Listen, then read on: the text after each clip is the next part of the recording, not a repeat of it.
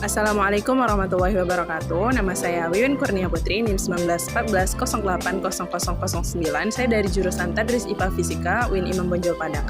Baiklah, pada video kali ini saya akan membahas topik tentang mata, di mana video ini dibuat untuk memenuhi tugas mata kuliah Biofisika yang diampu oleh Ibu Nur Hasna MSI. Selamat menyaksikan. Adalah indera dominan bagi kebanyakan orang.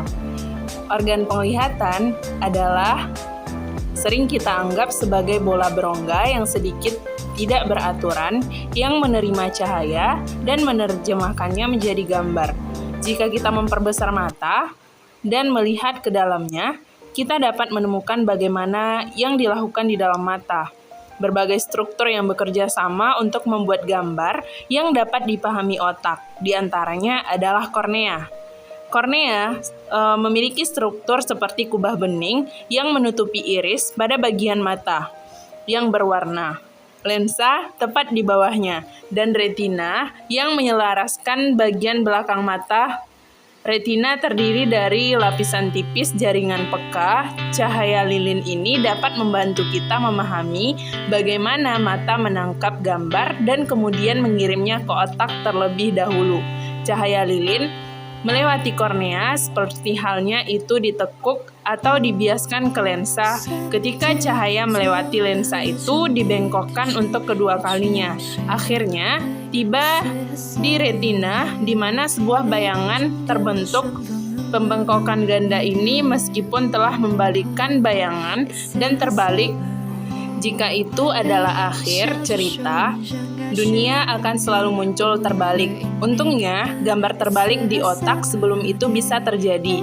Gambar perlu melakukan perjalanan sebagai impuls di sepanjang saraf optik dan masuk ke dalam otak lobus oksipital. Ketika gambar terbentuk di sana, ia mendapatkan kembali perspektif yang tepat sekarang. Mari kita pertimbangkan dua kondisi umum yang menyebabkan penglihatan kabur. Bentuk mata penting untuk menjaga hal-hal dalam fokus dengan penglihatan normal. Cahaya fokus tepat pada retina di lokasi yang disebut titik fokus, tapi apa yang akan terjadi jika mata lebih panjang dari biasanya? Semakin lama, mata semakin jauh jarak antara lensa dan retina, tetapi kornea dan lensa masih membelokkan cahaya dengan cara yang sama. Itu berarti titik fokus akan berada di suatu tempat di depan retina daripada di atasnya. Hal ini mempersulit melihat benda yang jauh. Orang yang bermata panjang dikatakan rabun jauh. Kacamata dengan lensa cekung bisa mengoreksi rabun jauh, perlebar bidang cahaya yang datang melalui kornea yang mendorong titik fokus kembali ke retina.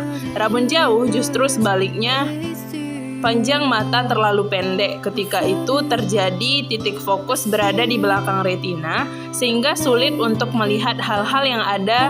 Kacamata jarak dekat dengan lensa cembung mempersempit bidang cahaya yang mempersempit cahaya yang melewati kornea, menggerakkan titik fokus kembali ke retina, dan kita dapat mengoreksi rabun jauh. Ayat Al-Quran yang berhubungan dengan nas. Quran Surah Al-Anfal ayat 44. Quran Surah An-Nahl ayat 78. Quran Surah Al-An'am ayat 103.